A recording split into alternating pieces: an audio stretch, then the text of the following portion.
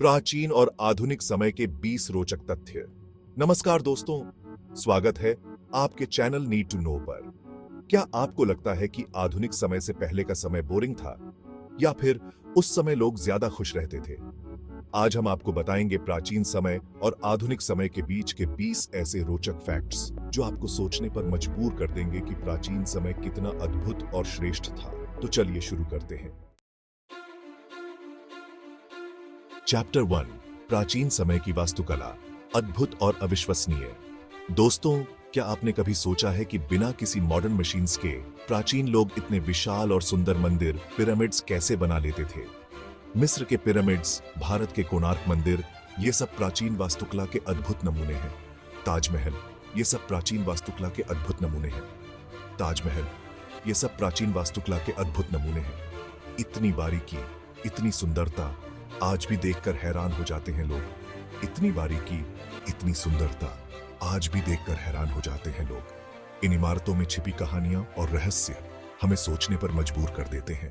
तो अगली बार जब आप किसी पुरानी इमारत के पास से गुजरें, तो एक बार रुक कर जरूर सोचना, यार ये कैसे बना होगा? कमेंट में जरूर बताना। और अगर आपको ये वीडियो पसंद आया हो तो लाइक और सब्सक्राइब करना न भूलें। चैप्टर 2, प्राचीन वैज्ञानिक, जीनियस जिनके आगे आज भी सलाम करते हैं। दोस्तों, आपको क्या लगता है विज्ञान कोई नई चीज है? जी नहीं, विज्ञान की जड़ें हमारे प्राचीन भारत में बहुत गहरी हैं। हमारे प्राचीन भारत के वैज्ञानिकों ने तो कमाल कर दिया था। उनकी खोजें और आविष्कार आज भी हमें प्रेरित करते हैं। आर्यभट्ट, जिन्होंने शून्य और पाई की खोज की, उन्होंने गणित को एक नई दिशा दी। भास्कराचार्य, जिन्होंने खगोल शास्त्र में चमत्कार कर दिखाया, उनकी गणनाएं आज भी अद्वितीय मानी जाती हैं। आज हम अंतरिक्ष में जा रहे हैं, लेकिन ये सब तो हमारे पूर्वजों ने पहले ही बता दिया था। उनके ज्ञान का स्तर अद्वितीय था। उनकी गणनाएं, उनके सिद्धांत आज भी वैज्ञानिकों को हैरान करते हैं। उनके योगदान को हम कभी नहीं भूल सकते। चैप्टर 3, आयुर्वेद, दादी नानी के नुस्खे जो आज भी हैं सुपरहिट। आयुर्वेद, जो सदियों से हमारे जीवन का हिस्सा रहा है, आज भी उतना ही प्रासंगिक है। आजकल लोग जिम जाते हैं, प्रोटीन शेक पीते हैं और फिटनेस के लिए नए नए तरीके अपनाते हैं, लेकिन पहले के जमाने में लोग इतने फिट कैसे रहते थे? इसका राज है आयुर्वेद। यह प्राचीन चिकित्सा पद्धति न केवल शारीरिक स्वास्थ्य बल्कि मानसिक और आत्मिक संतुलन भी प्रदान करती है। हजारों साल पुरानी यह चिकित्सा पद्धति आज भी उतनी ही कारगर है। इसमें प्राकृतिक जड़ी बूटियों और उपचारों का उपयोग होता है। नीम, तुलसी, हल्दी, ये सब तो हमारे घर में ही मिल जाता है और इनके फायदे तो अनगिनत हैं। ये न केवल बीमारियों से बचाते हैं बल्कि हमारी रोग प्रतिरोधक क्षमता भी बढ़ाते हैं, और इनके फायदे तो अनगिनत हैं। ये प्राकृतिक औषधियां हमारे शरीर को अंदर से मजबूत बनाती हैं। योग, ध्यान, प्राणायाम, ये सब आयुर्वेद के ही तो अंग हैं जो हमारे जीवन को संतुलित और स्वस्थ बनाते हैं, जो आज पूरी दुनिया में पॉपुलर हो रहे हैं। आयुर्वेद और योग ने वैश्विक स्तर पर अपनी पहचान बनाई है और लोग इन्हें अपने जीवन में अपना रहे हैं। चैप्टर 4, प्राचीन सभ्यता, सिंधु घाटी सभ्यता, जहां से शुरू हुई हमारी कहानी। दोस्तों, क्या आप जानते हैं कि हमारी सभ्यता कितनी पुरानी है? सिंधु घाटी सभ्यता, जो हड़प्पा और मोहनजोदड़ो जैसी नगर योजनाओं के लिए प्रसिद्ध थी। उनके घर, उनकी सड़कें, उनकी जल निकासी व्यवस्था, सब कुछ इतना व्यवस्थित था कि आज भी इंजीनियर्स हैरान हैं। यह सभ्यता शहर नियोजन, कला और शिल्प कौशल का एक अद्भुत उदाहरण थी। चैप्टर 5, महाभारत और रामायण, कहानियां जो आज भी हैं अमर। दोस्तों, कौन नहीं जानता महाभारत और रामायण की कहानियों को? ये सिर्फ कहानियां नहीं बल्कि जीवन का सार है। प्रेम, त्याग, धर्म, कर्म, इन महाकाव्यों में सब कुछ है। रामायण हमें सिखाती है मर्यादा और भक्ति का महत्व, तो वहीं महाभारत कर्म और धर्म की बात करती है। चैप्टर 6, तक्षशिला और नालंदा, विश्वविद्यालय जो थे ज्ञान का भंडार। दोस्तों, आजकल तो हर गली मोहल्ले में स्कूल कॉलेज खुल गए हैं, लेकिन पहले के जमाने में शिक्षा पाना इतना आसान नहीं था। तक्षशिला और नालंदा जैसे विश्वविद्यालय दूर दूर से विद्यार्थियों को आकर्षित करते थे। यहाँ सिर्फ पढ़ाई ही नहीं होती थी, बल्कि जीवन जीने की कला भी सिखाई जाती थी।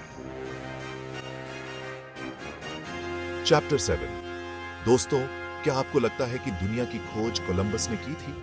जी नहीं। हमारे प्राचीन नाविक तो सदियों पहले ही दूर दूर तक समुद्री यात्राएं कर चुके थे। कोलंबस से पहले ही भारतीय नाविक इंडोनेशिया, चीन, अफ्रीका तक पहुंच चुके थे। उनके पास नक्शे थे, दिशा झांत करने के उपकरण थे, जिनकी मदद से वे समुद्र में रास्ता ढूंढ लेते थे। चैप्टर 8। दोस्तों, धर्म सिर्फ पूजा पाठ नहीं है, बल्कि एक ऐसा मार्ग है जो हमें सही रास्ता दिखाता है। प्राचीन काल से ही धर्म हमारे जीवन का अभिन्न अंग रहा है। यह हमें नैतिकता, सदाचार और अनुशासन का पाठ पढ़ाता है। चैप्टर 9। दोस्तों, आजकल हम इतने आधुनिक हो गए हैं कि प्रकृति को ही भूलते जा रहे हैं। पेड़ काटते जा रहे हैं, नदियों को प्रदूषित करते जा रहे हैं। लेकिन हमारे पूर्वज प्रकृति का बहुत सम्मान करते थे। वे जानते थे कि प्रकृति ही हमारी असली मां है और हमें उसकी रक्षा करनी चाहिए। चैप्टर 10। दोस्तों, कोई भी समाज कानून के बिना नहीं चल सकता। प्राचीन काल में भी न्याय और कानून की व्यवस्था थी। राजा को न्यायप्रिय होना चाहिए, यह बात तो चाणक्य ने भी कही थी। मौर्य और गुप्त साम्राज्य में भी न्याय और कानून की व्यवस्था थी। चैप्टर 11। दोस्तों, संगीत और नृत्य हमारे जीवन का अभिन्न अंग है। प्राचीन काल से ही लोग संगीत और नृत्य का आनंद लेते आए हैं। भरतनाट्यम, कुचिपुड़ी, ओडिसी, कथक, ये सब तो हमारी सांस्कृतिक धरोहर और विरासत है।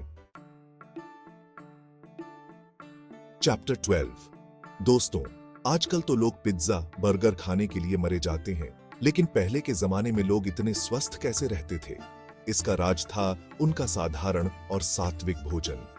दाल, चावल, रोटी, सब्जी, ये सब तो हमारे घर में ही मिल जाता है और इनके फायदे तो अनगिनत हैं। दोस्तों, चाणक्य को कौन नहीं जानता? उनकी नीतियां आज भी उतनी ही प्रासंगिक हैं जितनी सदियों पहले थी। चाणक्य ने अपनी नीतियों से चंद्रगुप्त मौर्य को सम्राट बनाया था। उनकी नीतियां हमें राजनीति, कूटनीति और जीवन जीने की कला सिखाती है। दोस्तों, आजकल तो हमारे पास बंदूकें, तोपें और मिसाइलें हैं, लेकिन पहले के जमाने में लोग किससे लड़ाई लड़ते थे? उनके पास थे धनुष बाण, तलवारें, भाले और गदा। ये हथियार भले ही आधुनिक न हो, लेकिन ये बहुत घातक थे। दोस्तों, आजकल तो लोग सीमेंट और ईंटों के बने मकानों में रहते हैं, लेकिन पहले के जमाने में लोग मिट्टी के घरों में रहते थे। ये घर गर्मी में ठंडे और सर्दी में गर्म रहते थे। ये घर पर्यावरण के लिए भी अच्छे होते थे, क्योंकि इनके निर्माण में ज्यादा ऊर्जा की खपत नहीं होती थी। चैप्टर 16। दोस्तों, क्या आप जानते हैं कि प्राचीन काल में भी अंतरराष्ट्रीय व्यापार होता था? सिल्क रूट एक ऐसा ही रास्ता था जो चीन को यूरोप से जोड़ता था। इस रास्ते से रेशम, मसाले और कई तरह की चीजें एक देश से दूसरे देश पहुंचाई जाती थीं। चैप्टर 17। दोस्तों, वेद और उपनिषद हमारे धार्मिक ग्रंथ हैं, जिनमें हमें जीवन जीने की कला सिखाई गई है। ये ग्रंथ हमें ब्रह्मांड, आत्मा और परमात्मा के बारे में बताते हैं। इन ग्रंथों का अध्ययन करने से हमें ज्ञान और मोक्ष की प्राप्ति होती है। चैप्टर 18। मानवता सबसे बड़ा धर्म। दोस्तों, सम्राट अशोक को तो आप जानते ही होंगे। कलिंग के युद्ध के बाद उनका हृदय परिवर्तन हो गया और उन्होंने अहिंसा का मार्ग अपना लिया। उन्होंने अपने पूरे राज्य में धम्म का प्रचार प्रसार किया। चैप्टर 19।